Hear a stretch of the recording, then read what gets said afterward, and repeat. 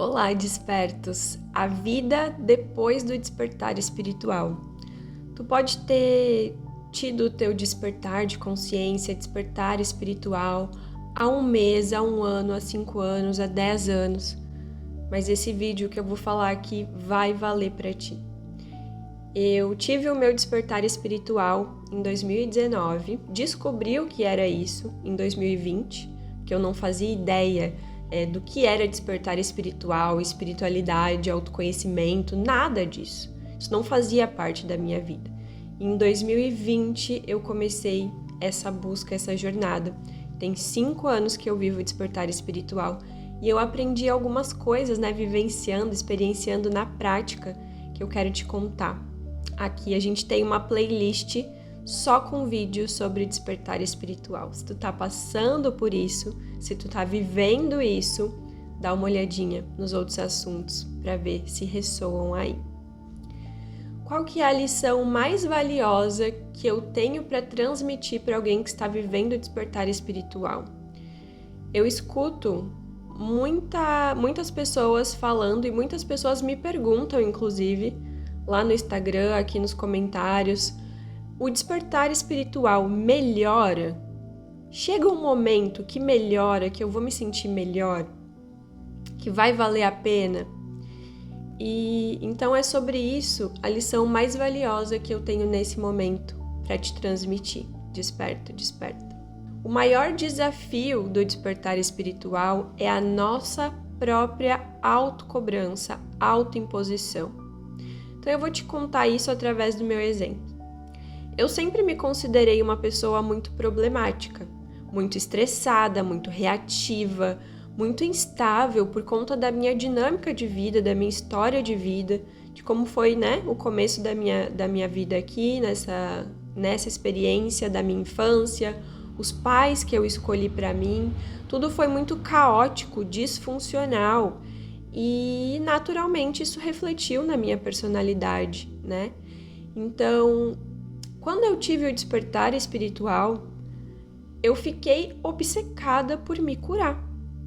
E aí, o que eu entendi? Que para ser uma pessoa desperta, consciente, espiritualizada, que eu precisava ser perfeita. Só que o que era esse perfeito na minha cabeça?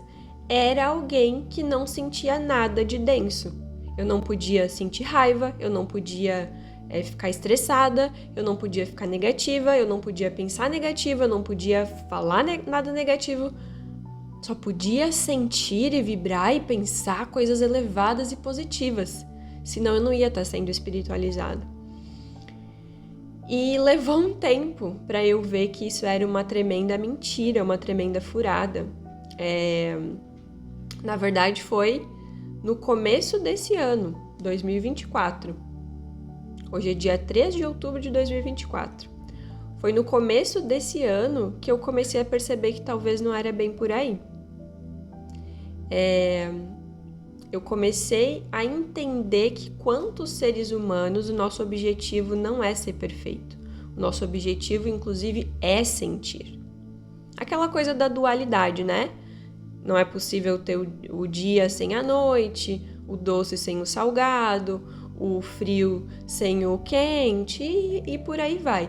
Então, como que eu vou iluminar, sentir o amor, a gratidão, se eu não tiver experienciado, entrado em contato com emoções e sentimentos como a raiva, a tristeza, a apatia?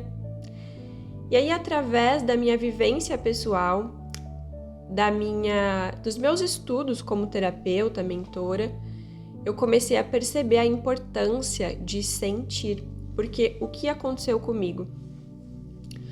Antes de eu despertar, eu era uma pessoa que eu sentia muita raiva. Na minha personalidade congênita, que é aquelas características que parece que a gente já nasce com elas, que são da nossa alma, do nosso espírito, que a gente reencarna para isso, sempre fez muito parte a raiva. Eu sentia muita raiva. A raiva é uma emoção base para mim. E ela é uma emoção base do ser humano. A raiva, ela tem um porquê como todas as outras. Então, a raiva, ela traz movimento, traz ação, traz iniciativa, traz mudanças.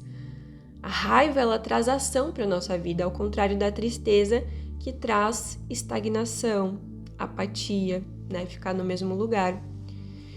E essa raiva, ela sempre foi muito presente na minha vida. Eu sentia uma coisa que queimava no meu peito. E eu precisava, sabe, gritar e reagir e agir daquele jeito bem surtada. E é claro que isso não é um comportamento saudável, mas o que aconteceu? Quando eu tive o despertar espiritual, eu entendi que eu era errada, que eu não podia fazer isso, que para ser espiritualizada eu tinha que acabar com esse comportamento. Só que eu não desenvolvi isso, eu simplesmente reprimi. Eu simplesmente reprimi isso dentro de mim. E aquilo que eu reprimo cresce, aquilo que eu finjo que eu não vejo cresce dentro de mim. E olha o ponto muito importante aqui, despertos. Um grande insight para a tua vida. Eu comecei a perceber que a minha vida, em alguns aspectos, era melhor antes do que agora. Em questão de dinheiro, de oportunidades, de como eu me sentia comigo mesma. Quando eu sentia tanta raiva, a minha vida era melhor. Por quê? Olha o insight. Porque eu simplesmente reprimia a raiva dentro de mim, eu entendi que eu não podia sentir. Que para ser espiritualizada eu tinha que ser perfeita e não podia sentir nada denso. E o que eu fiz? Eu me castrei, eu me reprimi. E eu comecei a vibrar pior ainda. Eu comecei a vibrar na apatia, na desmotivação, na falta de energia, na tristeza. Porque a depressão, por exemplo, ela é uma raiva reprimida.